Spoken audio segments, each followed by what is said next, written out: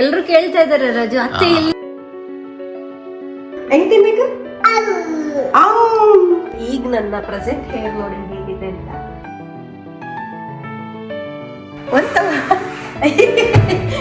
ಜಡೆ ಹಾಕಿದಾಗ ಅದು ಕುತ್ಕೋಬೇಕು ನಮ್ಗೆ ಕಂಫರ್ಟಬಲ್ ಆಗಿ.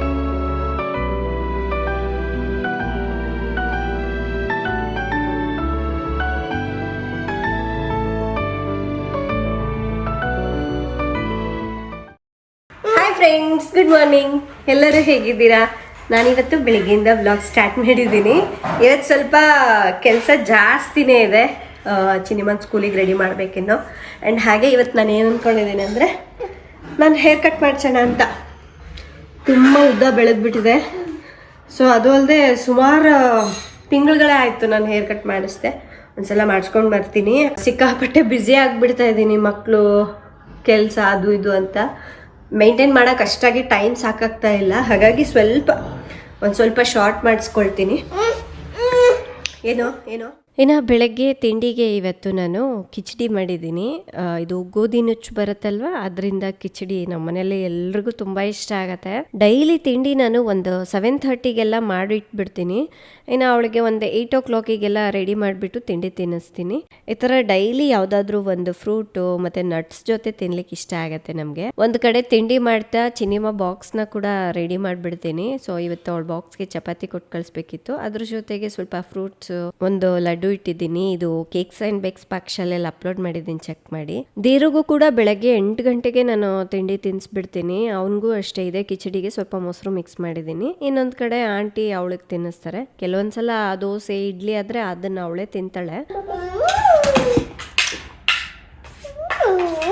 ಬೆಳಗ್ಗೆ ಹೊತ್ತು ಇವನಿಗೆ ತಿಂಡಿ ತಿನ್ಸೋದಿದೆ ಅಲ್ಲ, ಅಬ್ಬಾ 1 hour ಬೇಕಾಗುತ್ತೆ ನನಗೆ. ಬೆಳಗ್ಗೆನೆ ಸ್ಟ್ರೆಸ್ ಸ್ಟಾರ್ಟ್ ಆಗ್ಬಿಡುತ್ತೆ. ಹಾಯ್ ಊಟ ಮಾಡು. ಚಿನಿಮಾಗೆ ಇವನ್ಗೆ ಸೇವೆ ಹಾಕೊಂಡ್ ಬಂದಿರ್ತೀನಿ. ಅವಳ ತಟ್ಟೆ ಎಳಿತಾನೆ ಮತ್ತೆ ಅದು ತಿನ್ಸಕ್ ಹೋದ್ರೆ ಇದು ಬೇಡ ನಂಗೆ ಅಂತಾನೆ. ಮತ್ತೆ ಅಲ್ಲಿ ಅವಳಿಗೆ ಏನಿದೆ ಅಂತ ನೋಡ್ಕೊಂಡ್ ಬರ್ಬೇಕು. 1 ಸೆಕೆಂಡ್ ಸುಮ್ಮನೆ ಇರಲ್ಲ ನೋಡೋಣ. ಅದಕ್ಕಿತ್ತದೆ ಇದಕ್ಕಿತ್ತದೆ, ಅದು ಅಕ್ಕದದು ಬಿಡು. ಇನ್ನು ಅವನೀಗ ತಿಂಡಿ ತಿಂದು ಮಲಗಿರೋನು ಚಿನಿಮಾ ಬರೋವರೆಗೂ ಎದ್ದೊಳೋದಿಲ್ಲ. ಅವನು ಎದ್ದೊಳೋಷ್ಟೊತ್ತಿಗೆ ನನ್ನ ಕೆಲಸಗಳೇನೆಲ್ಲ ಇರುತ್ತಲ್ವ ಅದನ್ನು ಮುಗಿಸ್ಕೊಂಡ್ಬಿಡ್ತೀನಿ ನಾನು. ಇನ್ನು ಚಿನಿಮಾ ಸ್ಕೂಲಿಂದ ಬರೋದೇ ಊಟ ಮಾಡಿಬಿಟ್ಟು ಅವಳು ಹೋಮ್ವರ್ಕ್ ಎಲ್ಲ ಮಾಡಿರ್ತಾಳೆ. ಹಾಗಾಗಿ ನೆಕ್ಸ್ಟ್ ಡೇಗೆ ನನಗೆ ಅದರ ಹೋಮ್ವರ್ಕಿಂದ ಏನು ಟೆನ್ಷನ್ ಇರೋದಿಲ್ಲ. ಇನ್ನು ಇವತ್ತು ಕಲರ್ ಡ್ರೆಸ್ ಆಗಿರೋದ್ರಿಂದ ಅವಳಿಗೆ ಈ ಥರ ಎಲ್ಲ ರೆಡಿ ಮಾಡಿ ಕಳಿಸ್ತೀನಿ. ವಾರದಲ್ಲಿ 1 ದಿವಸ ಇರುತ್ತಲ್ವ, ಬುಧವಾರ ಮಾತ್ರ ಅವಳಿಗೆ ಯಾವ ಕಲರ್ ಇಷ್ಟ ಆಗತ್ತೆ, ಯಾವ ಡ್ರೆಸ್ ಇಷ್ಟ ಆಗತ್ತೆ ಅದನ್ನೇ ಹಾಕ್ಕೊಂಡು ಹೋಗ್ತಾಳೆ. ಮುಂಚಿತವಾಗಿ ಅವಳು ಪ್ಲ್ಯಾನ್ ಮಾಡ್ಕೊಂಡಿರ್ತಾಳೆ ಇದೇ ಹಾಕ್ಕೋಬೇಕು ಅಂತ. ಸ್ಕೂಲ್ಗೆ ಹೋಗೋಣ. ಡ್ರೆಸ್ ಸೂಪರ್ ಇದೆ ಚಿನ್ನಮ್ಮ. ಬಾಯ್ ಬಾಯ್. ಸ್ಲಿಪ್ಪರ್ಸ್ ಎಲ್ಲ ಹೊರಗಡೆನೆ ಬಿಟ್ಟು ಹೋಗಬೇಕು.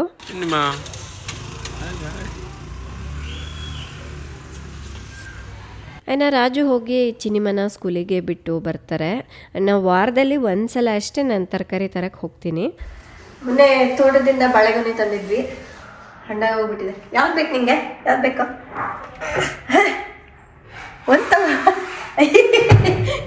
ಇದು ತಗೋ. ಅದು ಹಣ್ಣಾಗಿಲ್ಲೇನು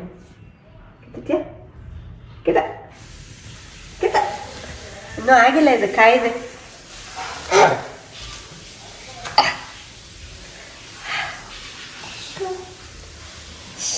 ಚೆನ್ನಾಗಿದೆಯಾ? ಅವನು ಹೇಳ್ಬೇಕಂದ್ರೆ ಬಾಳೆಹಣ್ಣು ಅಷ್ಟು ಇಷ್ಟಪಟ್ಟು ತಿನ್ನಲ್ಲ, ಸುಮ್ಮನೆ ಇಸ್ಕೊಂಡಿದ್ದಾನೆ. ಫ್ರೆಂಡ್ಸ್, ನಮ್ಮೆಲ್ಲರಿಗೂ ಗೊತ್ತಲ್ವಾ, ವಿಟಮಿನ್ ಸಿ ಯೂಸ್ ಮಾಡೋದ್ರಿಂದ ಮುಖದಲ್ಲಿ ಇರುವಂತಹ ಡಲ್ನೆಸ್ ಹೋಗಿ ಚರ್ಮಕ್ಕೆ ಒಳ್ಳೆ ಗ್ಲೋ ಕೊಟ್ಟು ಅದನ್ನ ಕಾಪಾಡುತ್ತೆ ಅಂತ. ಆದರೆ ಕೆಲವು ಜನರು ಅದನ್ನ ಬಳಸಲಿಕ್ಕೆ ಸ್ವಲ್ಪ ಯೋಚನೆ ಮಾಡ್ತಾರೆ. ಯಾಕೆ ಅಂದರೆ ಅದನ್ನ ಬಳಸೋದ್ರಿಂದ ಇರಿಟೇಷನ್ ಬರುತ್ತೆ, ಸ್ಕಿನ್ ಎಲ್ಲ ಒಂಥರ ರೆಡ್ ಆಗತ್ತೆ, ಇಚ್ಚಿಂಗ್ ಆಗತ್ತೆ ಅಂತ ಹೇಳಿ ಯೂಸ್ ಮಾಡೋದೇ ಇಲ್ಲ. ಆದರೆ ಮಾರ್ಕೆಟ್ನಲ್ಲಿ ಆ ರೀತಿ ಇಚ್ಚಿಂಗ್ ಆಗದೆ, ಇರಿಟೇಷನ್ ಆಗದೆ ಇರ್ತಕ್ಕಂತಹ ವಿಟಮಿನ್ ಸಿ ಸಿರಮ್ ಕೂಡ ಇದೆ. ನಾನು ಹಿಂದಿನ ವಿಡಿಯೋದಲ್ಲೇ ವಿಡಿಯೋದಲ್ಲೇ ಇದ್ರ ಬಗ್ಗೆ ತೋರಿಸಿದ್ದೆ, ಮತ್ತೆ ಇನ್ನೊಂದ್ಸಲ ತೋರಿಸ್ತಾ ಇದ್ದೀನಿ. ಅದು ಯಾವುದು ಅಂದ್ರೆ ಡಾಕ್ಟರ್ ಶೇಟ್ಸ್ ಅವರ ಸಿರಮೈಡ್ ಅಂಡ್ 10% ವಿಟಮಿನ್ ಸಿ ಆಂಪೂಲ್ ಸಿರಮ್. ಇದು power of nature and science ನ ಹೊಂದಿದೆ. ಇದರಲ್ಲಿರುವಂತಹ ವೈಟಮಿನ್ ಸಿ ಬ್ರೈಟ್ ಸ್ಕಿನ್ ಅನ್ನ ಕೊಡುತ್ತೆ. ಇದರಲ್ಲಿರುವಂತಹ ಸಿರಮೈಡ್ ಸ್ಕಿನ್ ನ ರಿಪೇರ್ ಮಾಡುತ್ತೆ, ಹಾಗೆ ಸ್ಕಿನ್ ಬ್ಯಾರಿಯರ್ ಗೆ ಸ್ಟ್ರೆಂತ್ ಕೊಡುತ್ತೆ. ಇದರಲ್ಲಿರುವಂತಹ ಸಿರಮೈಡ್ ಚರ್ಮಕ್ಕೆ ಇರಿಟೇಷನ್ ಆಗದಂತೆ ನೋಡ್ಕೊಳ್ಳುತ್ತೆ. ಇದರಲ್ಲಿ 99% pure and stable vitamin C ಇರೋದ್ರಿಂದ ಮ್ಯಾಕ್ಸಿಮಮ್ ಎಫಿಕಸಿಯನ್ನ ಕೊಡುತ್ತೆ. ಇದು ಒಂದು ನಾನ್ ಇರಿಟೇಟಿಂಗ್ ಸಿರಮ್ ಆಗಿರೋದ್ರಿಂದ ಯಾವುದೇ ರೀತಿ ರೆಡ್ನೆಸ್, ಇಚ್ಚಿಂಗ್ ಏನು ಆಗೋದಿಲ್ಲ. ಹಾಗೆ ಇದು ಚರ್ಮವನ್ನ ಹೈಡ್ರೇಟ್ ಮಾಡಿ ಮೃದುವಾಗಿ ಇರಿಸುತ್ತೆ. ಹಾಗೆ ಎಲ್ಲ ಸ್ಕಿನ್ ಟೈಪ್ ಅವ್ರಿಗೂ ಕೂಡ ಇದು ಸೂಟಬಲ್ ಆಗುತ್ತೆ. ಇದರ ಟೆಕ್ಸ್ಚರ್ ಅಂತೂ ತುಂಬಾ ಲೈಟ್ ವೇಟ್ ಆಗಿದೆ, ಹಾಗೆ ಈಸಿ ಆಗಿ ಅಬ್ಸರ್ವ್ ಆಗುತ್ತೆ, ಹಾಗೆ ನಾನ್ ಸ್ಟಿಕ್ಕಿ ಫೀಲ್ ಆಗುತ್ತೆ. ಅಂದ್ರೆ ಜಿಡ್ಡು ಆತರ ಏನು ಅನ್ಸಲ್ಲ. ಫ್ರೆಂಡ್ಸ್, ನಿಮ್ಗೂ ಕೂಡ ಈ ಸಿರಮ್ ಬೇಕು ಅಂದ್ರೆ ನಾನು ಕೆಳಗಡೆ ಡಿಸ್ಕ್ರಿಪ್ಷನ್ ಅಲ್ಲಿ ಲಿಂಕ್ ಕೊಟ್ಟಿರ್ತೀನಿ. ನೀವು ಡಾಕ್ಟರ್ ಶೇತ್ ಅವರ ವೆಬ್ಸೈಟ್ ನಲ್ಲಿ ತಗೊಳ್ಳೋದಾಯ್ತು ಅಂದ್ರೆ ಇಲ್ಲಿ ಕಾಣಿಸ್ತಾ ಇರುವಂತಹ ಮಾಯಾ 2025 ಅನ್ನೋ ಕೋಡ್ ನ ಯೂಸ್ ಮಾಡಿದ್ರೆ ಎಕ್ಸ್ಟ್ರಾ 20% ಆಫ್ ಆಗುತ್ತೆ. ಹಾಗೆ ನಿಮ್ಗೆ ಈ ಪ್ರಾಡಕ್ಟ್ ಅಮೆಝಾನ್, ಫ್ಲಿಪ್ಕಾರ್ಟ್, ನೈಕಾ ಮತ್ತೆ purple.com ನಲ್ಲಿ ಕೂಡ ಸಿಗ್ತಾ ಇದೆ. ನೀವು ಎಲ್ಲಿ ಬೇಕಾದ್ರೂ ತಗೋಬಹುದು. ಸೊ ಒಂದ್ಸಲ ಯೂಸ್ ಮಾಡಿ ಅಂತ ಹೇಳಕ್ ಇಷ್ಟಪಡ್ತೀನಿ. ಫ್ರೆಂಡ್ಸ್, ನಾನು ಇವತ್ತು ಹೇರ್ ಕಟ್ ಮಾಡ್ಸಕ್ಕೆ ಹೋಗೋಣ ಅನ್ಕೊಂಡಿದ್ದೀನಲ್ವಾ. ಲಾಸ್ಟ್ ಇಯರ್ ನಾನು ಡಿಸ್ಕಂಟಿನ್ಯೂಡ್ ಹೇರ್ ಕಟ್ ಮಾಡಿಸ್ಕೊಂಡಿದ್ದೆ. ಅದರ ನೆಕ್ಸ್ಟ್ ನಾನು ಲೇಯರ್ಡ್ ಹೇರ್ ಕಟ್ ಮಾಡಿಸ್ಕೊಂಡಿದ್ದೆ. ಅಂದ್ರೆ ನಾನು ಹೇರ್ ಕಟ್ ಎಲ್ಲ ಸಿಮಿಲರ್ ಆಗೇ ಇರುತ್ತೆ. ಈಗ ನನ್ನ ಪ್ರೆಸೆಂಟ್ ಹೇರ್ ನೋಡಿ ಹೇಗಿದೆ ಅಂತ. ಸೊ ಅದು ಬೆಳೆದ್ರೂ ಸ್ವಲ್ಪ ಸ್ವಲ್ಪ ಕಟ್ಟಿರೋಂಗೆ ಕಾಣುತ್ತೆ. ಎಲ್ಲದೂ ಈವನ್ ಆಗಿ ಬೆಳ್ದಂಗಿರುತ್ತೆ ನೋಡಿ. ಇಷ್ಟಿಷ್ಟು ಗ್ಯಾಪ್ ಇರುತ್ತೆ, ಒಂದು ಇಂಚಷ್ಟು. ಹಾಗಾಗಿ ನಾನು ಈ ಹೇರ್ ಕಟ್ನೇ ಜಾಸ್ತಿ ಮಾಡಿಸ್ಕೊಳ್ತೀನಿ. ಯಾಕೆ ಗೊತ್ತಾ, ಈಗ ನಾವು ಮೈ ವಿಲೇಜ್ ಲೈಫ್ಗೆ ಶೂಟಿಂಗ್ ಮಾಡ್ತಾ ಇರ್ತೀವಿ. ಸೊ ಅದಕ್ಕೂ ಸೂಟ್ ಆಗಬೇಕು ನನ್ನ ಹೇರ್ ಸ್ಟೈಲ್ ಬಂದ್ಬಿಟ್ಟು. ಮತ್ತೆ ನಾನು ಇನ್ ಕೇಸ್ ಎಲ್ಲಾದರೂ ಸ್ವಲ್ಪ ಹೇರ್ ಸ್ಟೈಲ್ ಎಲ್ಲ ಮಾಡ್ಕೊಳ್ಬೇಕು ಅಂದ್ರೆ ಮಾಡರ್ನ್ ಆಗಿ ಸ್ವಲ್ಪ ಹೇರ್ ಸ್ಟೈಲ್ ಎಲ್ಲ ಚೇಂಜ್ ಮಾಡಬೇಕು ಅಂದ್ರೆ ಅದಕ್ಕೂ ಸೂಟ್ ಆಗಬೇಕು. ಅಂದ್ರೆ ಎರಡಕ್ಕೂ ಮ್ಯಾಚ್ ಆಗೋ ರೀತಿಯಾಗಿ ನನ್ನ ಹೇರ್ ಕಟ್ ಅನ್ನ ಮಾಡಿಸ್ತೀನಿ. ನನಗೆ ಯೂಶುವಲಿ ಹೇರ್ ಗ್ರೋತ್ ಅನ್ನೋದು ತುಂಬಾ ಬೇಗನೆ ಆಗುತ್ತೆ. ಹಾಗಾಗಿ ನಾನು ಅವಾಗವಾಗ ಕಟ್ ಮಾಡಿಸ್ತಾ ಇರ್ತೀನಿ. ಈ ಟೈಮ್ ಸ್ವಲ್ಪ ಜಾಸ್ತಿನೇ ಗ್ಯಾಪ್ ತಗೊಂಡ್ಬಿಟ್ಟೆ, ಮಾಡಿಸ್ಕೊಳಕ್ಕೆ ಆಗಿರ್ಲಿಲ್ಲ. ನಾನು ಹೇರ್ ಸ್ಟೈಲ್ಗಳು ಸುಮಾರು ಟ್ರೈ ಮಾಡಿದ್ದೀನಿ. ಅಂದ್ರೆ ಫೆದರ್ ಕಟ್ ಆಗಿರ್ಬೋದು, ಸ್ಟೆಪ್ ಕಟ್, ಮತ್ತೆ ಡಿಸ್ಕಂಟಿನ್ಯೂಡ್ ಕಟ್. ಸೊ ಈ ತರ ಸುಮಾರು ಟ್ರೈ ಮಾಡಿದ್ದೀನಿ. ಇವೆಲ್ಲವುದು ಆಲ್ಮೋಸ್ಟ್ ಸಿಮಿಲರ್ ಆಗೇ ಇರುತ್ತೆ, ಸ್ವಲ್ಪ ಚೇಂಜಸ್ ಇರುತ್ತೆ. ಲೇಯರ್ ಅಂದ್ರೆ ತುದಿಗೆ ಲೇಯರ್ ಬಂದ್ಬಿಟ್ಟಿರುತ್ತೆ ಆ ತರ. ಮತ್ತೆ ಫೆದರ್ ಕಟ್ ಕೂಡ ಅಷ್ಟೇ, ಅಲ್ಲಲ್ಲಿ ಕಟ್ ಬಂದಿರತ್ತೆ. ಇದು ಸ್ಟೆಪ್ ಕೂಡ ಅಷ್ಟೇ, ನಮ್ಗೆ ಎಷ್ಟು ಸ್ಟೆಪ್ ಬೇಕೋ ಆ ಥರ ಸ್ಟೆಪ್ಗಳನ್ನ ಮಾಡಿಸ್ಕೊಳ್ಬೋದು. ಸೊ ಆ ಥರ ನಾನು ಅಪ್ ಟು 7 ಸ್ಟೆಪ್ಸ್ವರೆಗೂ ಮಾಡಿಸ್ಕೊಂಡಿದ್ದೀನಿ. ಇವೆಲ್ಲವುದು ಸೇಮೇ ಇರೋದ್ರಿಂದ ಈ ಟೈಮ್ ನಾನು ಏನು ಮಾಡ್ತಾ ಇದ್ದೀನಿ ಅಂದರೆ ಮುಂದ್ಗಡೆ ಫ್ರಂಟ್ ಫ್ರೇಮಿಂಗ್ನಲ್ಲಿ ಸ್ವಲ್ಪ ಲೇಯರ್ ಜಾಸ್ತಿ ಬಿಡಿಸ್ಕೊಂಡ್ಬಿಟ್ಟು, ಅಂದರೆ ನಾನು ಮೊದಲೆಲ್ಲ ಏನು ಮಾಡ್ತಾ ಇದ್ದೆ ಗೊತ್ತಾ, ಈ ಶೋಲ್ಡರ್ಗೆ ಲೇಯರ್ ಇಲ್ಲಿವರೆಗೂ ತಗೊಳ್ತಾ ಇದ್ದೆ. ಇನ್ನು ಸ್ವಲ್ಪ ಶಾರ್ಟ್ ಮಾಡಿಸ್ಕೊಳ್ಳೋಣ ಅಂತ ಹೇಳ್ಬಿಟ್ಟು ಅನ್ಕೊಂಡಿದ್ದೀನಿ. ಈ ಟೈಮು ಸ್ವಲ್ಪ ಡಿಫ್ರೆಂಟ್ ಆಗಿರತ್ತೆ ಅಂತ. ಜೊತೆಗೆ ಏನಪ್ಪ ಅಂದರೆ ನಾನು ಜಡೆ ಹಾಕಿದಾಗ ಅದು ಕುತ್ಕೋಬೇಕು ನನಗೆ ಕಂಫರ್ಟಬಲ್ ಆಗಿ, ಆ ಥರನೂ ಇರಬೇಕಲ್ವಾ. ಸೊ ಹಂಗಾಗಿ ಥಿಂಕ್ ಮಾಡಿ ಒಂದು ಡಿಸೈಡ್ ಆಗಿದ್ದೀನಿ. ಇನ್ನು ಮಧ್ಯಾಹ್ನ ದೀರುಗೆ ಊಟ ಮಾಡಿಸ್ಬಿಟ್ಟು ಮಲಗಿಸ್ ಬಂದಿದ್ದೀನಿ. ಅವನು ಏನಿಲ್ಲ ಅಂದರೂ 1-2 ಅವರ್ಸ್ ಎದ್ದೊಳ್ಳೋದಿಲ್ಲ. ಇನ್ ಕೇಸ್ ಎದ್ರು ಆಂಟಿ ನೋಡ್ಕೊಳ್ತಾರೆ. ಸಿನಿಮಾ ಮಮ್ಮಿಗೆ ಹೇರ್ ಕಟ್ ಮಾಡ್ಸೋಕೆ ಹೋಗೋಣವಾ? ನೀನು ಬರ್ತೀಯಲ್ಲ? ನಾನು ಯಾವ ಥರ ಮಾಡಿಸ್ಬೇಕು? ಪ್ರಿನ್ಸಸ್ ಹಂಗ? ಆಯ್ತು, ನಾನು ಪ್ರಿನ್ಸಸ್ ಆಗ್ಬಿಡ್ತೀನಿ. ಆಯ್ತಾ? ಇನ್ನು ಫಸ್ಟ್ ಬರೋದೇ ಅವರಿಗೆ ಕೆಲವೊಂದು ಪಿಕ್ಚರ್ಸ್ ಎಲ್ಲ ತೋರಿಸ್ಬಿಟ್ಟು ನನಗೆ ಯಾವ ಥರ ಹೇರ್ ಕಟ್ ಬೇಕು ಅನ್ನೋದನ್ನು ಎಕ್ಸ್ಪ್ಲೈನ್ ಮಾಡಿಬಿಡ್ತೀನಿ. ಏಕೆಂದರೆ ಅವರೊಂದು ಹೇಳಬೇಕು ಮತ್ತು ನಾನು ಕನ್ಫ್ಯೂಸ್ ಆಗಬೇಕು, ಅದು ಬೇಡ. ಫಸ್ಟ್ ನಂದೇನಿದೆ ಅದನ್ನು ಹೇಳಿಬಿಟ್ಟು ಮತ್ತು ಅವರು ಇವಾಗ ರೀಸೆಂಟಾಗಿ ಏನು ಟ್ರೆಂಡ್ ಇದೆ ಅದನ್ನು ಕೂಡ ಕೆಲವೊಂದು ಸಜೆಸ್ಟ್ ಮಾಡ್ತಾರೆ. ಮತ್ತು ನಾನು ರಾಜುಗೆ ಸ್ವಲ್ಪ ಯೋಚನೆ ಮಾಡಿಬಿಟ್ಟು ಹೇಳ್ತೀವಿ ಯಾವ್ದು ಬೇಕು ಯಾವ್ದು ಬೇಡ ಅಂತ. ಬಟ್ ನಾನಂತೂ ಫೈನಲ್ ಆಗಿ ಮನೇಲೇ ಒಂದು ಡಿಸಿಷನ್ ತೊಗೊಂಡು ಬಂದಿರ್ತೀನಿ ಸಲೂನ್ಗೆ ಯಾವ ಥರ ಮಾಡಿಸ್ಬೇಕು ಅಂತ. ಈಗ ನನ್ನ ಹೇರ್ ಕಟ್ ಆಗಿದೆ, ತೋರಿಸ್ತೀನಿ ನೋಡಿ ನಿಮಗೆ ಹೇಗಿದೆ ಅಂತ. ಇನ್ನು ನಮ್ಮ ರಾಜುಗೊಂದು ಆಸೆ ಇದೆ, ಮುಂದೆ ಸಣ್ಣಕ್ಕೆ ಕಟ್ ಮಾಡಿಸ್ಬೇಕಂತ. ಈ ಬೇಬಿ ಕಟ್ಟಿಂಗ್ ಎಲ್ಲ ಮಾಡ್ತಾರಲ್ಲ ಆ ಥರ ಮಾಡಿಸ್ಕೊ, ಚೆನ್ನಾಗಿ ಕಾಣಿಸ್ತೀಯ, ಒಳ್ಳೆ ಕೊರಿಯನ್ ಹುಡುಗಿ ಥರ ಕಾಣಿಸ್ತೀಯ ಅಂತ ಹೇಳ್ತಿರ್ತಾರೆ. ಬಟ್ ನನಗೆ ಅದೆಲ್ಲ ಇಷ್ಟ ಆಗೋದಿಲ್ಲ. ಇನ್ನು ಸಲೂನಲ್ಲೇ ಒಂದು 3-4 ಥರದ ಸ್ಟೈಲ್ನ ತೋರಿಸ್ಕೊಟ್ರು. ಈ ಥರ ಮಾಡಿದ್ರೆ ಚೆನ್ನಾಗಿರುತ್ತೆ ಫ್ರೀ ಹೇರ್ ಬಿಟ್ಟಾಗ, ಮತ್ತು ಕ್ಲಿಪ್ ಹಾಕಿದಾಗ ಯಾವ ಥರ ಕಾಣುತ್ತೆ ಅದೆಲ್ಲದು ಕೆಲವೊಂದು ತೋರಿಸ್ಕೊಟ್ರು. ನನಗೆ ಈ ಸ್ಟೈಲ್ ಇಷ್ಟ ಆಯಿತು, ತುಂಬಾ ಚೆನ್ನಾಗಿ ಕಾಣಿಸ್ತಾ ಇದೆ. ಇಷ್ಟು ಶಾರ್ಟಾಗಿ ನಾನು ಹೇರ್ ಕಟ್ ಮಾಡಿರೋದಿದೆ ಫಸ್ಟ್ ಟೈಮ್. ಅಂದರೆ ಕಾಲೇಜ್ ಡೇಸಲ್ಲಿ ಮಾಡಿಸ್ಕೊಂಡಿದ್ದೆ, ಅದಾದಮೇಲೆ ನಾನು ಇಷ್ಟು ತೀರೋ ಕಮ್ಮಿ ಮಾಡಿಸೇ ಇರಲಿಲ್ಲ. ನಾನು ತೀರಾ ಮುಖದ ಮೇಲೆ ಹೇರ್ ಬೀಳೋ ಥರನೂ ಮಾಡಿಸ್ಕೊಳ್ಳೋದಿಲ್ಲ, ಯಾಕೆಂದರೆ ಪದೇ ಪದೇ ಅದನ್ನ ಮೇಲ್ ಮಾಡ್ಕೋಬೇಕು ಅಂದರೆ ನನಗೆ ಸಿಕ್ಕಾಪಟ್ಟೆ ಇರಿಟೇಷನ್ ಆಗುತ್ತೆ. ಸ್ವಲ್ಪ ಶಾರ್ಟಾಗಷ್ಟೇ ಕಟ್ ಮಾಡಿಸಿದ್ದೀನಿ. ರಾಜು ಇದ್ದು ಈ ಹೇರ್ ಸ್ಟೈಲ್ ನಿನಗೆ ತುಂಬ ಚೆನ್ನಾಗಿ ಸೂಟ್ ಆಗಿದೆ, ಯಾವ ಥರ ಬೇಕಾದರೂ ಹಾಕ್ಕೋಬೋದಲ್ವಾ, ಸೊ ಚೇಂಜ್ ಮಾಡ್ತಾ ಇರು ಅಂತ ಹೇಳ್ತಾ ಇದ್ರು. ಇನ್ನು ನೀವು ಹೇಳಬೇಕು ನನಗೆ ಯಾವ ಸ್ಟೈಲ್ ಸೂಟ್ ಆಗ್ತಾ ಇದೆ ಅಂತ. ಇನ್ನು ಅವರು ಸಲೂನಲ್ಲೇ ಹೇಳ್ತಾ ಇದ್ರು, ನಿಮ್ಮ ಹೇರ್ ಚೆನ್ನಾಗಿದೆ, ಸ್ಕ್ಯಾಲ್ಪ್ ಎಲ್ಲ ಚೆನ್ನಾಗಿದೆ, ಸ್ವಲ್ಪ ಮೇಂಟೈನ್ ಮಾಡಿದ್ರೆ ಇನ್ನೂ ಚೆನ್ನಾಗಿ ಹೇರ್ ಬರುತ್ತೆ ಅಂತ. ಸ್ವಲ್ಪ ಕೇರ್ ತೊಗೊಂಡ್ರೆ ನನಗೆ ರೀಗ್ರೋತ್ ಅನ್ನೋದು ತುಂಬ ಚೆನ್ನಾಗಾಗತ್ತೆ. ಆ್ಯಂಡ್ ಬಿಫೋರ್ ಹೇಗಿತ್ತು, ಆಫ್ಟರ್ ಹೇಗಿದೆ ನೋಡಿ ಹೇರ್ ಕಟ್ ಮಾಡಿಸಿದ ಮೇಲೆ, ತುಂಬ ಸೂಪರಾಗಿದೆ ಅಲ್ಲ. ಅವರಿದ್ದು ಇನ್ನೂ ಒಂದು ಸ್ಟೈಲ್ ತೋರಿಸ್ಕೊಡ್ತೀನಿ ಮೇಡಮ್, ಈ ಥರನೂ ಕೂಡ ನೀವು ಸ್ವಲ್ಪ ಮುಂದೆ ಕೂಮ್ ಮಾಡಿಕೊಂಡು ಮಾಡಿದ್ರೆ ತುಂಬ ಚೆನ್ನಾಗಿರುತ್ತೆ ಅಂತ ಹೇಳಿ ತೋರಿಸಿದ್ರು. ಇದು ಕೂಡ ಚೆನ್ನಾಗಿದೆ. ಬಟ್ ಏನಪ್ಪ ಅಂದರೆ ಹೇರ್ ಕಟ್ ಮಾಡಿಸಿದ್ದು ಒಂದು 3-4 ದಿವಸ ಈ ಥರ ಇರುತ್ತೆ, ಆಮೇಲೆ ಚೇಂಜ್ ಆಗುತ್ತೆ. ಅದನ್ನು ನಾವು ಮತ್ತೆ ಮೇಂಟೈನ್ ಮಾಡಬೇಕು, ಆವಾಗ ಸೂಟ್ ಆಗುತ್ತೆ. ಸೊ ಇನ್ನು ಕ್ಲಿಪ್ ಹಾಕ್ಕೊಂಡ್ರೆ ಈ ಥರ ಇರುತ್ತೆ, ಸಾಕು ನನಗಿಷ್ಟು. ನಾನು ಫ್ರೀ ಹೇರ್ ಎಲ್ಲ ಜಾಸ್ತಿ ಬಿಡೋದಿಲ್ಲ, ಈ ಥರ ಒಂದು ಸೆಂಟರ್ ಕ್ಲಿಪ್ ಹಾಕ್ಕೊಂಡ್ಬಿಡ್ತೀನಿ ಅಷ್ಟೇ. ರಾಜು ಕೂಡ ಸ್ವಲ್ಪ ಹೇರ್ ಕಟ್ ಮಾಡಿಸೋದಿತ್ತು, ನಾನು ಮಾಡಿಸ್ಕೊಂಬರೋಷ್ಟೊತ್ತಿಗೆ ಅವ್ರದ್ದು ಕೂಡ ಮುಗೀತು. ಈಗ ಮನೆಗೆ ಹೊರಟಿದ್ದೀವಿ ನಾವು.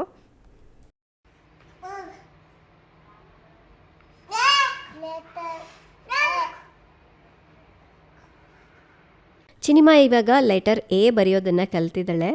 ಅದು ಬರೆಯುವಾಗ ಸ್ವಲ್ಪ ಆ ಕಡೆ ಈ ಕಡೆ ಹೋಗಿ ಸರಿ ಬಂದಿಲ್ಲ ಅಂದರೆ ಅದನ್ನು ಅಳಿಸಿ ಪಾಪ ಮತ್ತೆ ಬರೀತಾಳೆ ಅವಳು.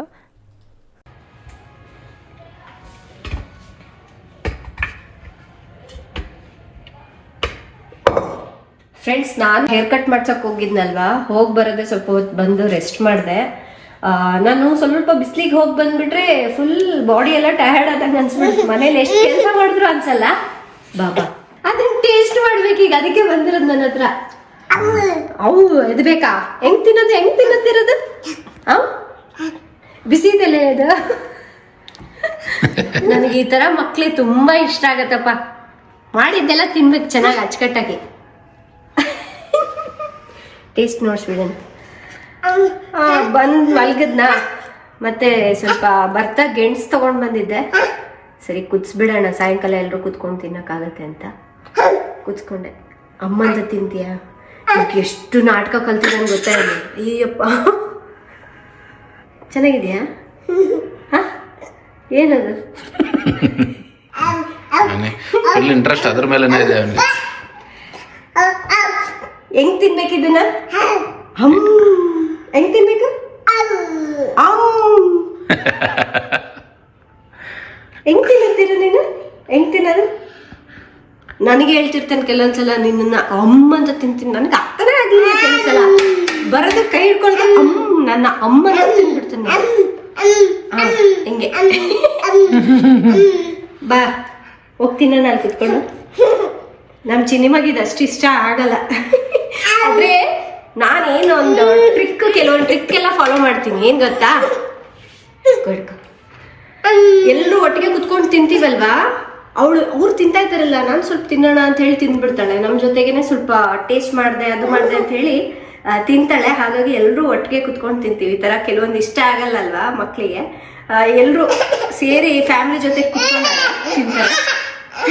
ಬಾ ಜೋಗಣ. ಆಯ್ತಾಯ್ತು, ಅಮ್ಮ ಅಂತ ತಿಂತೀಯ ನೀನು? ಸಿಟ್ಟು ಬಂದ್ಬಿಟ್ಟಿದ್ರು.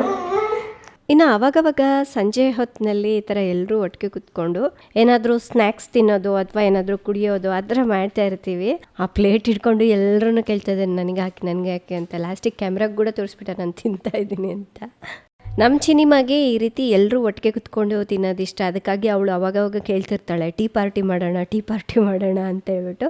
ಟೀ ಅಂದರೆ ಏನಿಲ್ಲ, ನಾನು ರಜ್ಜು ಏನಾದರೂ ಕಾಫಿ ಏನಾದರೂ ಹಾಕ್ಕೊಂಡು ಬರಬೇಕು. ಅವಳು ಒಂದು ಗಾಜಿನ ಗ್ಲಾಸ್ ತೊಗೊಂಡು ಅದಕ್ಕೆ ನೀರು ಮತ್ತು ಸ್ವಲ್ಪ ಇದು ಬ್ರೌನ್ ಶುಗರು ಅದೆಲ್ಲ ಮಿಕ್ಸ್ ಮಾಡ್ಕೊಂಡು ಬರ್ತಾಳೆ. ಒಟ್ಟಿಗೆ ಕುತ್ಕೊಂಡು ಕುಡಿಬೇಕಂತೆ. ಅದು ತುಂಬ ಇಷ್ಟ ಆಗುತ್ತೆ ಅವಳಿಗೆ. ಮಕ್ಕಳ ಜೊತೆ ಸೇರಿ ಒಟ್ಟಿಗೆ ಕುತ್ಕೊಂಡು ಊಟ ಮಾಡೋಕ್ಕಾಗೋದಿಲ್ಲ, ಸ್ವಲ್ಪ ಕಷ್ಟ ಆಗಿಬಿಡುತ್ತೆ. ಒಂದು ಅವ್ರಿಗೆ ತಿನ್ನಿಸ್ಬೇಕು, ನಾವು ಅವ್ರ ಜೊತೆ ತಿನ್ನಬೇಕು ಅಂದರೆ ಆಗೋದಿಲ್ಲ. ಅಟ್ಲೀಸ್ಟ್ ಈ ಥರ ಏನಾದರೂ ಜ್ಯೂಸ್ ಕುಡಿಯುವಾಗ ಅಥವಾ ಸ್ನ್ಯಾಕ್ಸ್ ಏನಾದರೂ ತಿನ್ನುವಾಗ ಜೊತೆಗೆ ಕುತ್ಕೊಂಡು ತಿಂತೀವಿ. ಇನ್ನು ಇದು ಬಿಟ್ಟರೆ ನಾವೆಲ್ಲಾದರೂ ಹೊರಗಡೆ ಹೋಗಿರ್ತೀವಲ್ವ ಡಿನ್ನರ್ಗೆ ಆ ಥರ, ಸೊ ಆವಾಗಷ್ಟೇ ತಿನ್ನೋಕ್ಕಾಗೋದು. ಇಲ್ಲ ಅಂತ ಹೇಳಿದ್ರೆ ಮನೇಲಿ ರಾಜು ಟೈಮ್ಗೆ ನಾವು ತಿನ್ನೋಕ್ಕಾಗಲ್ಲ, ನಮ್ಮ ಟೈಮ್ಗೆ ಅವ್ರು ಫ್ರೀ ಇರೋದಿಲ್ಲ. ಇನ್ನು ಇವಾಗಂತೂ ಇವನು ಸೋಫಾ ಈ ಥರ ಟೇಬಲ್ ಎಲ್ಲದೂ ಹತ್ತು ಕುತ್ಕೊಂಡ್ಬಿಡ್ತಾನೆ. ಗೋಡೆ ಸಪೋರ್ಟ್ ತೊಗೊಂಡು ಮತ್ತು ಏನಾದರೂ ಚೇರ್ ಏನಾದರೂ ಇರುತ್ತಲ್ವ ಚಿನಿಮದು, ಅದನ್ನು ದಬ್ಕೊಂಡು ಅವನ ಮುಂದೆ ನಡ್ಕೊಂಡು ಹೋಗ್ತಾನೆ. ಸೊ ಇನ್ನೂ ಅವನೇ ಸ್ವಂತವಾಗಿ ನಿಲ್ತಾ ಇಲ್ಲ, ಜಸ್ಟ್ 1-2 ಸೆಕೆಂಡ್ಸ್ ನಿಂತ್ಕೊಂಡು ಕೂತ್ಕೊಂಡ್ಬಿಡ್ತಾನೆ. ಅದೇ ಹೇಳಿಲ್ವ ಅವಳು ಎಷ್ಟು ಕಷ್ಟಪಟ್ಟು ತಿಂತಾಳೆ ನೋಡಿ, ಇಷ್ಟ ಆಗಲ್ಲ ಅವಳಿಗೆ. ದೀರು ತುಂಬ ಇಷ್ಟಪಟ್ಟು ತಿಂತಾನೆ ಸಿಹಿ ಗೆಣಸು. ಫ್ರೆಂಡ್ಸ್, ನಾವು ಚಿಕ್ಕವ್ರು ಇರಬೇಕಾದ್ರೆ ಗೆಣಸು ತಿನ್ಬೇಕಂದ್ರೆ ತುಂಬ ಇಷ್ಟ ಆಗೋದು. ನಾವು ಅವಾಗೆಲ್ಲ ಒಲೆಯಲ್ಲೇ ಅಡುಗೆ ಮಾಡ್ತಾ ಇದ್ರಲ್ಲ, ಒಲೆಯಲ್ಲಿ ಹಾಕ್ಬಿಡ್ತಾ ಇದ್ವಿ ರಾಜು. ಗೆಣಸೆಲ್ಲ ಒಲೆಯಲ್ಲಿ ಹಾಕ್ಬಿಡೋದು, ಚೆನ್ನಾಗಿ ಬೆಂದಿರುತ್ತೆ. ಅದು ಗ್ರಿಲ್ ಮಾಡ್ಕೊಂಡ್ ತಿಂದ್ರೆ ಚೆನ್ನಾಗಿರುತ್ತೆ, ಸೂಪರ್ ಇರುತ್ತೆ. ಅದೊಂಥರ ಮೆತ್ತಗೆ ಆಗ್ಬಿಡುತ್ತೆ, ಹೌದು ಪಾಯಸ ತರ. ಹೌದು. ಅದು ತಿಂತಾ ಇದ್ವಿ, ತುಂಬಾನೇ ತಿಂತಾ ಇದ್ವಿ ನಾವು ಶಿವಮೊಗ್ಗದಲ್ಲಿ ಇರ್ಬೇಕಾದ್ರೆ. ಇದು ಬಾಯಲ್ಲಿಟ್ರೆ ಸಕ್ಕರೆ, ಒಂದು ಗೆಣಸು ತಿನ್ನಕ್ಕೆ ಆಗ್ತಿರ್ಲಿಲ್ಲ, ಒಂಥರ ಮುಖಕ್ಕೆ ಹೊಡಿಯೋದು. ಅಲ್ಲಿ ಶಿವಮೊಗ್ಗ ಸೈಡ್ ಮಣ್ಣು ತುಂಬಾ ಚೆನ್ನಾಗಿದೆ, ತಿನ್ನಕ್ಕೆ ಆಗ್ತಿರ್ಲಿಲ್ಲ ಅಂಥದ್ದು. ನಾವು ಇದನ್ನ ಚೆನ್ನಾಗಿ ಬೇಯಿಸ್ಕೊಂಡು ಊರಿಗೆ ತಗೊಂಡು ಹೋಗ್ತಾ ಇದ್ವಿ. ಅದ ಗೆಣಸು ಹಚ್ಕೊಂಡದ ಅದಾ ಈ ಕಡೆ ಕಡೆ ಆಯ್ತು. ಊರಿಗೆ ತಗೊಂಡು ಹೋಗ್ತಾ ಇದ್ವಿ ಅಜ್ಜಿ ಮನೆಗೆ ಹೋದಾಗ, ಎಲ್ಲರೂ ತಿಂತಾರೆ ಅಂತ ಹೇಳ್ಬಿಟ್ಟು. ಅಲ್ಲಿ ಕೆಲವರು ಹೇಳ್ತಾ ಇದ್ರೆ ಈ ಗೆಣಸು ತಿಂತಾರೆ, ಯಾರಾದ್ರು ಗೆಣಸು ತಿನ್ಬಾರ್ದು, ಅದೇನದು ವಾಯ ಏನೋ ಹೇಳ್ತಾರಲ್ಲ ರಜೆ, ಪಾರ್ಶ್ವವಾಯ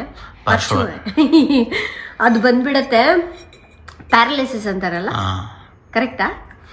ಅದು ಅಂತಾರೆ ಬಾಡಿ ಪೈನ್ಸ್ ಬರುತ್ತೆ ಅಂತಾರೆ, ಮೊಣಕಾಲು ನೋವು ಬರುತ್ತೆ ಅಂತ ಹೇಳ್ತಾರೆ. ಅಂದ್ರೆ ಕೆಲವು ಜನರಿಗೆ ಅಲರ್ಜಿಕ್ ರಿಯಾಕ್ಷನ್ ಆಗುತ್ತೆ ಅಂತ ಅಂತಾರೆ. ಬಟ್ ಅದು ಕಾಮನ್, ಅದು ಒಬ್ಬೊಬ್ರಿಗೆ ಒಂದೊಂಥರ ಅಲರ್ಜಿ ಇರುತ್ತೆ. ಬಟ್ ಒಬ್ರಿಗಾಗಿದೆ ಅಂತ ಎಲ್ಲರೂ ತಿನ್ಬಾರ್ದು ಅಂತ ಏನೂ ಇರಲ್ಲ. ನಾವು ಚಿಕ್ಕವ್ರಿರ್ಬೇಕಾದ್ರೆ ತಿನ್ಬೇಕಂತ ಆಸೆ. ನಮ್ಮ ಮನೇಲಿ ಎಲ್ಲಾರು ಈ ತರ ರಿಲೇಟಿವ್ಸ್ ಮನೆಗೆ ಹೋಗಿರ್ತೀವಲ್ಲ, ಬೈದ್ ಬಿಡೋರು, ಏಯ್ ಸಣ್ಣ ಮಕ್ಳು ಅದೆಲ್ಲ ಕೊಡ್ತಾರ, ಅದೆಲ್ಲ ತಿನ್ಬಾರ್ದು ನೀವು, ಅದು ಮುಂದೆ ಪ್ರಾಬ್ಲಮ್ ಆಗ್ಬಿಡತ್ತೆ ನಿಮ್ಗೆ, ಹಂಗೆ ಅಂತ. ಸೊ ನಿಮ್ಮ ಮನೇಲೂ ಈ ತರ ಹೇಳ್ತಾ ಇದ್ರಾ? ಸೊ ಆತರ ಏನಾದ್ರು ನಮ್ಮ ಮನೇಲಿ ಹೇಳ್ತಾ ಇದ್ರು ತಿನ್ಬಾರ್ದು ಅಂತ. ಇದು ಆಮೇಲೆ ಅದೇನು ಗಿನ್ನ ಬರ್ತಿತ್ತಲ್ಲ, ಅದನ್ನು ತಿನ್ಬಾರ್ದು, ಅಂದ್ರೆ ಸ್ವಲ್ಪ ತಿನ್ಬೋದು, ಜಾಸ್ತಿ ತಿನ್ಬಾರ್ದು. ಯಾವುದೇ ಆದ್ರೂ ಅಷ್ಟೇ ಅಲ್ಲ ರಜೆ, ಅತಿ ಆದ್ರೆ ಅಮೃತನೂ ವಿಷ ಅಂತ ಹೇಳ್ತಾರಲ್ಲ, ಎಲ್ಲದೂ ಅಷ್ಟೇ, ಲಿಮಿಟಲ್ಲಿ ತಿಂದ್ರೆ ಏನೂ ಆಗೋದಿಲ್ಲ. ಸೊ ಇವಾಗ ಈಗಿನ ಜನರೇಷನ್ ಅಲ್ಲಿ ಡಾಕ್ಟರ್ ಮಕ್ಳಿಗೆ ಕೊಡಿ ಅಂತ ಹೇಳಿ ಸಜೆಸ್ಟ್ ಹೇಳ್ತಾರೆ. ಇದು ಆಕ್ಚುಲಿ ಆದಿ ಮಾನವರು ಇರ್ತಾರಲ್ಲ, ಕೇವ್ ಪೀಪಲ್, ಫೇವರೇಟ್ ಫುಡ್ ಇದೆಲ್ಲ ಬೆಳೆದಿರೋದು. ಇದೇ ಫುಡ್ ಫಸ್ಟ್ ತಿನ್ನೋದು ಕಲ್ತಿದ್ರಂತ ಅವರು. ಅವ್ನು ಜಡಾಯಿಸ್ತಾ ಇದ್ದಾನೆ, ಹಾಕೊಂಡು ತಿಂತಾ ಇದ್ದಾನೆ. ಸೊ ಹಂಗಾಗಿ ಇದೇ ಫುಡ್ ಅವರೆಲ್ಲ ಫಸ್ಟ್ ಮೊದಲ ತಿಂತಿದ್ರಂತ. ಹೌದು, ಮತ್ತೆ ತುಂಬಾ ಹಳೆ ಫುಡ್ ಇದೆ. ಬಟ್ ನನಗೆ ಯಾಕೋ ಇದು ಗೆಣಸು ನೋಡೋದೇ ನೆನಪಾಯಿತು, ಹಂಗಾಗಿ ಶೇರ್ ಮಾಡಿದೆ ನಿಮ್ಮ ಜೊತೆ. ಸೊ ಮಕ್ಕಳಿಗೆ ತುಂಬ ಒಳ್ಳೆಯದು ಕೊಡಬೇಕು ಅಂತ ಹೇಳ್ತಾರೆ. ನಮ್ಮ ಅತ್ತೇನೂ ತಿನ್ನಲ್ಲ ಹೇಳ್ಬೇಕಂದ್ರೆ, ನಾನೇ ಬಲವಂತ ಮಾಡಿ ಏನಾಗಲ್ಲ ತಿನ್ನಿ ಅಂತ ಹೇಳಿ ಒಂದು ಪೀಸ್ ಕೊಡ್ತೀನಿ. ಎಲ್ಲಿ ತಿಂತಾರೆ ಅವರು? ಇಲ್ಲಮ್ಮ, ಕಾಲು ನೋವು ಬಂದ್ಬಿಡುತ್ತೆ ನನಗೆ, ತಿನ್ಬಾರ್ದು ಅಂತ ಹೇಳ್ತಾರೆ. ತುಂಬ ಹೆಲ್ತ್ ಬೆನಿಫಿಟ್ಸ್ ಇದೆ ಇದು ತಿನ್ನೋದ್ರಿಂದ, ಬಟ್ ಲಿಮಿಟ್ ಅಲ್ಲಿ ತಿಂದ್ರೆ ಒಳ್ಳೇದು. ಅಂಡ್ ಇನ್ನೊಂದು, ನಮ್ಮ ಅತ್ತೆಯಲ್ಲಿ ಎಲ್ರು ಕೇಳ್ತಾ ಇದಾರೆ ರಾಜು, ಅತ್ತೆ ಎಲ್ಲಿ, ಅತ್ತೆ ಹೇಳಿದ್ವಲ್ಲ ಲಾಸ್ಟ್ ಬ್ಲಾಗ್ ಅಲ್ಲಿ, ಹೇಳಿಲ್ವಾ? ಹೇಳಿದೀನಿ. ಅವರು ಊರಿಗೆ ಹೋದ್ರು, ಈಗ ಚಳಿಗೆ ಅವ್ರಿಗೆ ತಡ್ಕೊಳಕ್ಕೆ ಅವರು ಒಂದ್ಸಾರಿ ಹೋಗಿ ಮತ್ತೆ ಹೋದ್ರಲ್ಲ, ಅದು ಕನ್ಫ್ಯೂಸ್ ಆಗ್ಬಿಟ್ಟಿದೆ. ಹೌದು, ಅದು ಆಕ್ಚುಲಿ ಮತ್ತೆ ಬಂದ್ರು ಇರ್ಬೇಕು ಅಂತ. ಇನ್ನೊಂದು ಏನೋ ಪ್ರೋಗ್ರಾಮ್ ಇದೆ ಅಂತ ಹೇಳ್ಬಿಟ್ಟು, ಅದು ಆ ಫಂಕ್ಷನ್ಗೆ ಅಟೆಂಡ್ ಆಗಲೇಬೇಕು ಇವರು ಅಂತ ಹೇಳಿ ಹೋದ್ರು. ಅದು ಅಲ್ಲದೆ ಅವ್ರಿಗೆ ಪ್ರತಿ ಸಲನೂ ಅಷ್ಟೇ, ಇಲ್ಲಿ ವಿಂಟರ್ಗೆ ಇರೋದೇ ಇಲ್ಲ. ಅವ್ರು ಎಷ್ಟು ಹೇಳಿದ್ರು ವಿಂಟರ್ಗೆ ಮಾತ್ರ ಇರಲ್ಲ. ಯಾಕೆಂದ್ರೆ ಅವ್ರಿಗೆ ಡೇ ಟೈಮ್ನಲ್ಲೇ ಹಿಂಗೆ ಸೆರ್ಗೊಚ್ಕೊಂಡು ಹಿಂಗೆ ಕುತ್ಕೊಂಡ್ಬಿಟ್ಟಿರ್ತಾರೆ, ಹಿಂಗೆ ಸೋಫಾ ಮೇಲೆ ಕುತ್ಕೊಂಡ್ರೆ ಹಿಂಗೆ ಚಳಿ ಆಗ್ತಾ ಇರುತ್ತೆ. ರಾಜು ಅವ್ರಿಗಂತಾನೆ ಮನೇಲಿ ಓಡಾಡಲಿಕ್ಕೆ ಚಪ್ಪಲೆಲ್ಲ ತಂದ್ಕೊಟ್ಟಿದ್ದಾರೆ. ಬೆಳಗ್ಗೆ ಟೈಮ್ ಹಾಕೊಂಡಿರ್ತಾರೆ, ನಮಗೆ ನೋಡಿದ್ರೆ ಮುಖದಲ್ಲಿ ನೀರು ಇಳಿತಾ ಇರುತ್ತೆ. ನಾವು ನೋಡಿ ಫ್ಯಾನ್ ಹಾಕ್ಕೊಂಡು ಕುತ್ಕೊಂಡಿರ್ತೀವಿ. ಹಾಗಾಗಿ ಅವ್ರಿಗೆ ಇದು ವಿಂಟರ್ ತಡೆಯೋಕ್ಕಾಗಲ್ಲ. ಮತ್ತೆ ಸಮ್ಮರಿಗೆ ಬರ್ತಾರೆ. ಸೊ ಅವರು ಊರಿಗೆ ಹೋಗಿದ್ದಾರೆ. ನಾನು ಆ ವ್ಲಾಗ್ನಲ್ಲಿ ಹೇಳಿದ್ದೀನಿ, ತುಂಬಾ ಜನರು ನೋಡಿಲ್ಲ ಅನ್ಕೊಳ್ತೀನಿ. ತುಂಬಾ ಜನರು ಕೇಳಿದ್ದಾರೆ, ಎಲ್ಲಿ ನಿಮ್ಮ ಮತ್ತೆ ಯಾವಾಗ್ಲೂ ಹೋಗೋದೆಲ್ಲ ಡೀಟೇಲ್ ಆಗಿ ಈ ಸರ್ ವಿಡಿಯೋ ಮಾಡೋಕೆ ಆಗ್ಲಿಲ್ಲ, ಸ್ವಲ್ಪ ಬಿಸಿ ಹೇಳ್ಬಿಟ್ಟಿದೀವಲ್ಲ, ನೋಡಿಲ್ಲ, ಕೇಳಿಸ್ಕೊಂಡಿಲ್ಲ ತುಂಬಾ ಜನ. ಸರಿ ಫ್ರೆಂಡ್ಸ್, ಇವತ್ತಿನ ವ್ಲಾಗ್ ನಾನು ಇಲ್ಲೇ ಎಂಡ್ ಮಾಡ್ತಾ ಇದ್ದೀನಿ. ತಮ್ಮೆಲ್ಲರಿಗೂ ಈ ವಿಡಿಯೋ ಇಷ್ಟ ಆಗಿದೆ ಅನ್ಕೊಳ್ತಾ ಇದ್ದೀನಿ. ಆ್ಯಂಡ್ ನನ್ನ ಹೇರ್ ಕಟ್ ಹೇಗಿದೆ ಅನ್ನೋದನ್ನ ಕಾಮೆಂಟ್ ಮಾಡಿ ತಿಳಿಸಿ. ಬಾಯ್ ಹೇಳಕ್ ಬಂದಿದ್ದಾಳೆ ನಿಮ್ಮೆಲ್ಲರಿಗೂ. ಇವತ್ತಿನ ವಿಡಿಯೋ ಇಷ್ಟ ಆದರೆ ಪ್ಲೀಸ್ ಲೈಕ್ ಮಾಡಿ, ಶೇರ್ ಮಾಡಿ. ನಾಳೆ ಇನ್ನೊಂದು ಹೊಸ ವಿಡಿಯೋದೊಂದಿಗೆ ಮತ್ತೆ ಸಿಗ್ತೀನಿ. ಅಲ್ಲಿವರೆಗೂ ಟೇಕ್ ಕೇರ್, ಬಾಯ್.